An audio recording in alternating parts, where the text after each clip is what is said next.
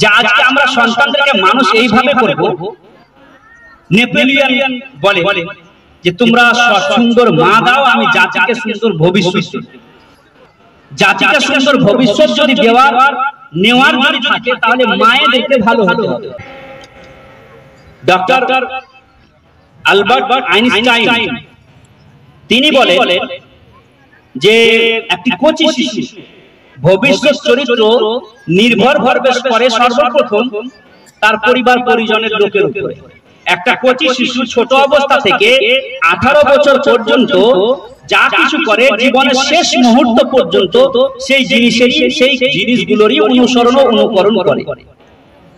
আমরা নিজের সন্তানদেরকে মানুষের মতো মানুষ করতে পারছি না। আজকে ডিজিটাল মায়েরা এসেছে। ডিজিটাল মা এই জন্য বললাম যে আজকে ডিজিটাল দিয়ে মোবাইল দিয়ে নিজের দায়িত্ব সমাপ্ত হয়ে যাচ্ছে, নিজের দায়িত্ব মুক্ত হয়ে যাচ্ছে। মোবাইলে একটা কার্টুন ভিডিও চালু করে মায়েরা করছে এবার আমার ছেলে মানুষের মতো মানুষ হবে। এটা কোনোদিন হতে পারে না। মানুষ যদি সর্বপ্রথম তো একজন কচি শিশুর ভবিষ্যৎ নির্ভর করে পিতা মাতা এবং পরিবার পরিজনের লোকের চরিত্রের উপর নির্ভর করে একটি কচি শিশুর ভবিষ্যৎ চরিত্র। উদাহরণস্বরূপ কোন শিশু যদি নিজের পিতাকে চুরি করতে দেখে তো সে মনে করে চুরি করাটাই ভালো কাজ। কোন কচি শিশু নিজের পিতাকে শরাব পান করতে দেখে তো মনে করে শরাব পান করা বোধহয় উত্তম কাজ। কিন্তু কোন শিশু নিজের পিতা এবং মাতাকে যদি নামাজ পড়তে দেখে, আল্লাহ আল্লাহর রাসূলের প্রেমে মগ্ন দেখে, তাকে শিক্ষা দীক্ষার দিক দিয়ে আগাতে থাকতে দেখে, তাহলে সে ছেলে আল্লাহ এবং রাসূলের প্রেমে শিক্ষার প্রেমে না পড়ে থাকতে পারে না। সুবহানাল্লাহ। কিন্তু অন্যদিকে আরেকটা হচ্ছে যে এই উদাহরণ বোঝার জন্য আরেকটি উদাহরণ, আমরা নিজের পরিবার থেকে যে নিজের বাড়ি থেকে যে নিজের সন্তানেরা সঠিকভাবে লালন পালন হয়, মানুষের মতো মানুষ হয় নিজের বাড়ির লোক দেখে, এটা দেখার জন্য আমাদেরকে একবার রাসূল করিম সাল্লাল্লাহু আলাইহি ওয়াসাল্লামের পরিবারকে দেখতে হবে। হুজুর সাল্লাল্লাহু আলাইহি ওয়াসাল্লাম নিজের সন্তানদেরকে কিভাবে মানুষ করেছিলেন? হুজুর সাল্লাল্লাহু আলাইহি ওয়াসাল্লাম নিজের সন্তানদেরকে এইভাবে মানুষ করেছেন।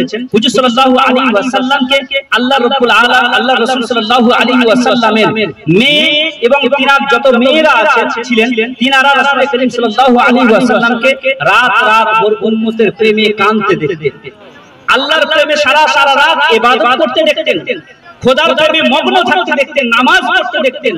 এমন অবস্থা হতো যে রাসূল করিম সাল্লাল্লাহু আলাইহি ওয়াসাল্লামের পা পর্যন্ত ফুলে যেত। রাসূল করিম সাল্লাল্লাহু আলাইহি ওয়াসাল্লামের মুহতারামা স্ত্রী উম্মাহাতুল মুমিনিন হযরত খাদিজাতুল কুবরা রাত ভোর আল্লাহর নবীর উম্মতের জন্য কাঁদতেন, খোদার দরবারে ফরিয়াদ করতেন, আল্লাহ রাব্বুল আলামিনের দরবারে কান্নাকাটি করতেন, নামাজ পড়তেন।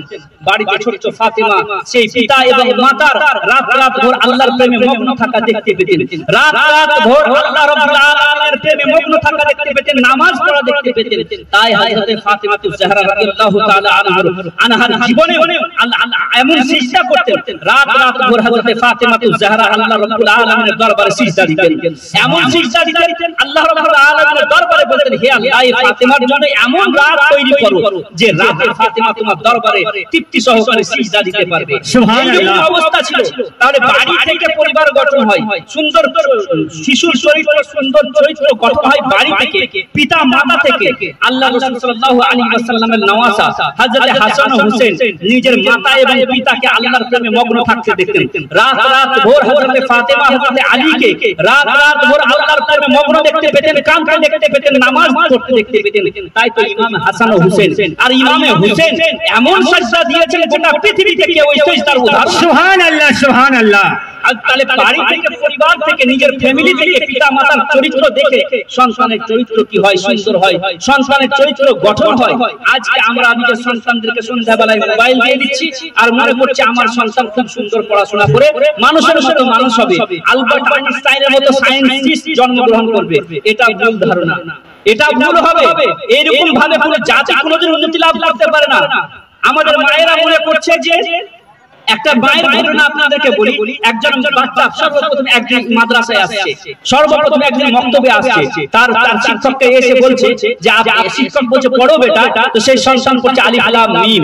আলিফ লাম মিম যখন শেষ সে বাচ্চাকে যখন শুনিয়ে দিল, ছোট ছোট বাচ্চা 7 বছরের সন্তান, আলিফ লাম মিম শুনিয়ে দিল। তারপরে বলছে এবার পড়ো দ্বিতীয় পারা সায়াকুল সুফা শুনিয়ে দিল। তৃতীয় পারা তিলকা রাসূল ফাদাল্লা বা'দুহুম আলা বা'দ। তারপর চতুর্থ পারা লান তানুল বিররা শুনিয়ে দিল। এক থেকে নিয়ে 15 পারা 14 পারা পর্যন্ত সে বাচ্চাকে শুনিয়ে দিল।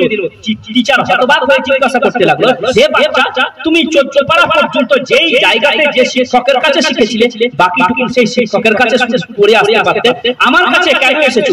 সে বাচ্চা বলতে লাগলো, হুজুর, আমি কোন মাদ্রাসায় পড়িনি, আমি কোন মক্তবে পড়িনি, কোন মসজিদে পড়িনি, আমি তো বরং আমার বাড়িতেই আমি এই সমস্ত পড়া শিখেছি। সুবহানাল্লাহ, সুবহানাল্লাহ। সে টিচার জিজ্ঞাসা করতে লাগলো, শিক্ষক জিজ্ঞাসা করতে লাগলো, হে বাচ্চা, তুমি বাড়িতে কিভাবে এত 14 পারা পর্যন্ত তুমি মুখস্থ করলে? সন্তান বাচ্চা কি বলতে লাগলো, হে আমার শিক্ষক, শুনুন, আমি বাড়িতে, আমার মা 14 পারার হাফিজা ছিল, আমার মা 14 পারা পর্যন্ত তার কোরআন মুখস্থ ছিল।